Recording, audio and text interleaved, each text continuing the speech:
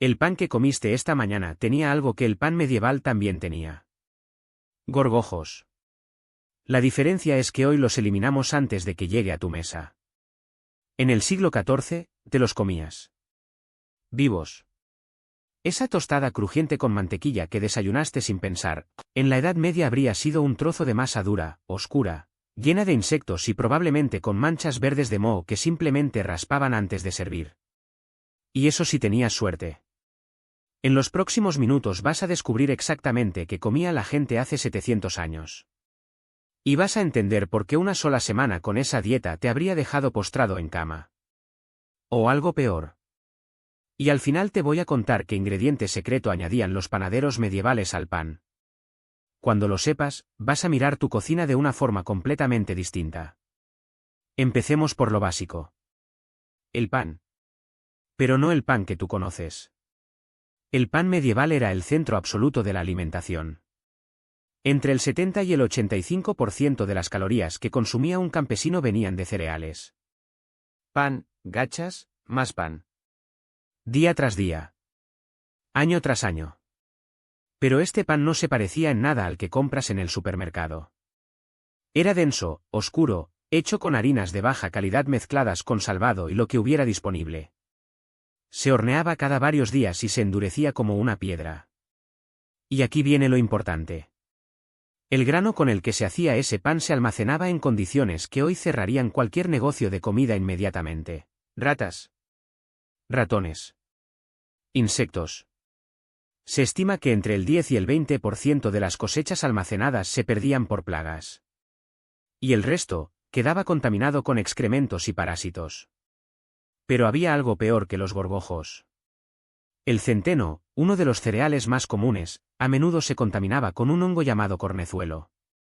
Y cuando la gente comía pan hecho con ese centeno infectado, empezaban a pasar cosas terribles. Lo llamaban el fuego de San Antonio.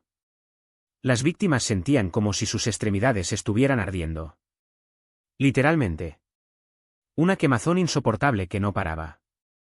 Luego venían las convulsiones. Las alucinaciones.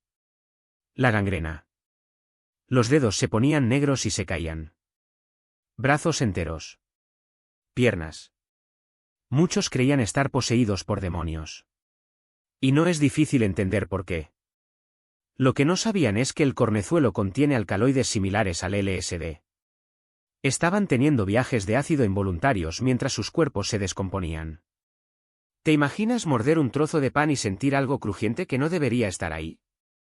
Porque eso era lo normal. Lo crujiente podían ser gorgojos. Lo blando podía ser larvas. Y lo que no veías, eso era lo que realmente te mataba. Si esto ya te está revolviendo el estómago, quédate. Porque lo que viene es mucho peor. El pan era solo el comienzo. Lo que bebían era todavía más perturbador. Aquí viene lo que nadie cuenta sobre el agua medieval. No la bebían. El agua en la Edad Media estaba tan contaminada que beberla era prácticamente un suicidio. Los pozos estaban junto a los cementerios. Los ríos recibían los desechos de curtidurías, mataderos y letrinas. Beber agua directamente era una invitación a la disentería, el cólera y docenas de parásitos. Entonces, ¿qué bebían? Cerveza. Ale. Vino aguado. Sidre. Y cuando digo que bebían cerveza, no me refiero a un vaso con la cena. Me refiero a 3 o 4 litros diarios. Por persona. Incluyendo niños.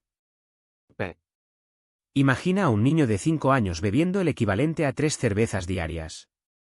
Todos los días. Desde que dejaba la lactancia. La fermentación mataba muchos patógenos, así que era más seguro que el agua. Pero el precio era una población crónicamente alcoholizada desde la infancia. Con todos los problemas de desarrollo, desnutrición y daño hepático que eso conlleva. La cerveza medieval además era turbia, espesa, y a menudo adulterada con hierbas que hoy sabemos que son tóxicas. Algunos cerveceros añadían belladona para dar más efecto. Sí. Belladona.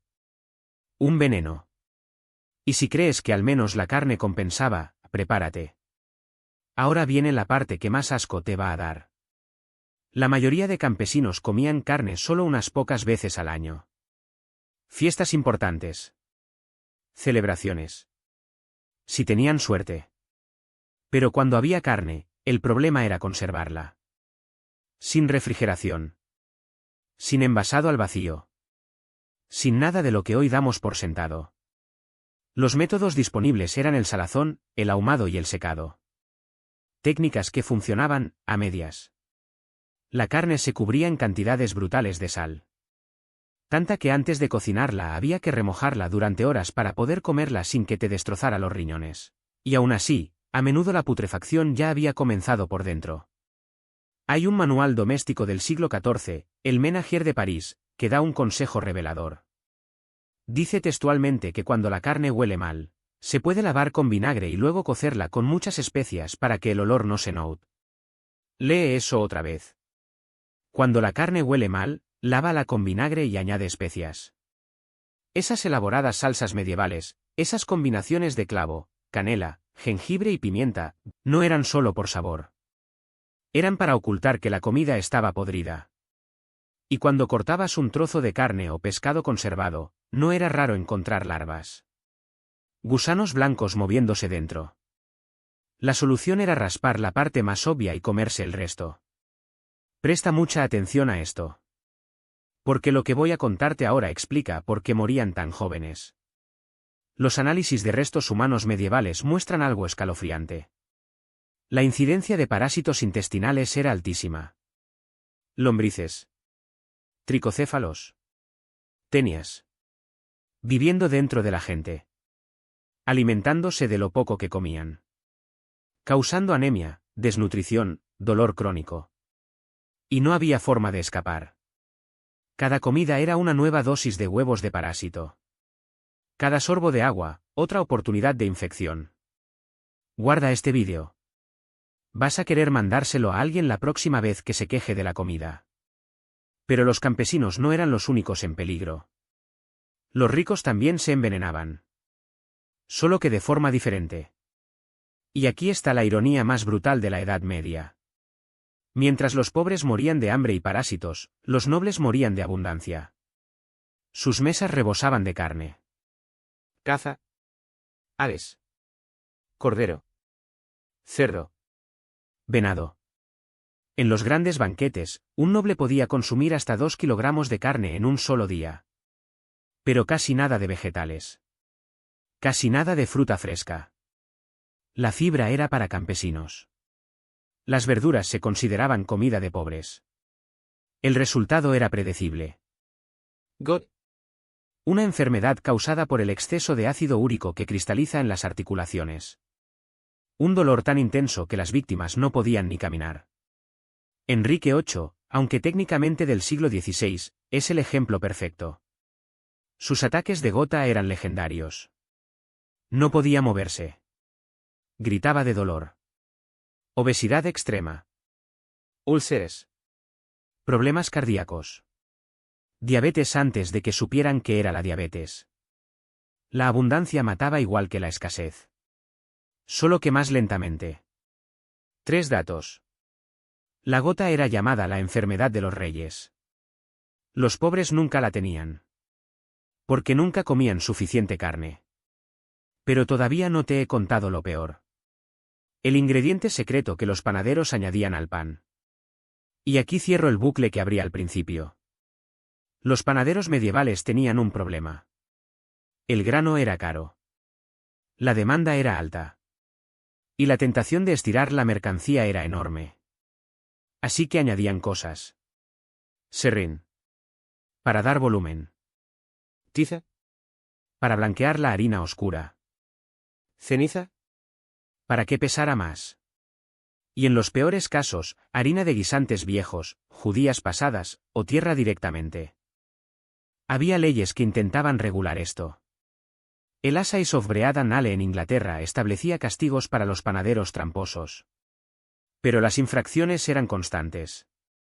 Porque el hambre era constante. Y esto no era solo con el pan.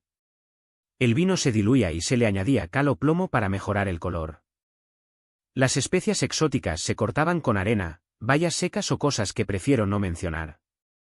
Cada comida era un acto de fe. Nunca sabías exactamente qué estabas comiendo. Ni qué te iba a hacer. Ahora mira a tu alrededor. Tienes un refrigerador que mantiene los alimentos frescos durante semanas. Tienes agua potable que sale del grifo sin pensarlo. Tienes supermercados con regulaciones sanitarias, fechas de caducidad, y productos que han pasado controles de calidad que un rey medieval no podría ni imaginar.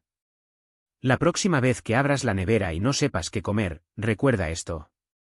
Hace 700 años, esa indecisión habría sido un lujo imposible. Y esa manzana que miras sin ganas, habría sido un tesoro. Si este vídeo te hizo ver tu cocina de otra manera, suscríbete. Cada semana cuento historias que cambian cómo entiendes el mundo. Y créeme, lo que viene la próxima semana es todavía más perturbador.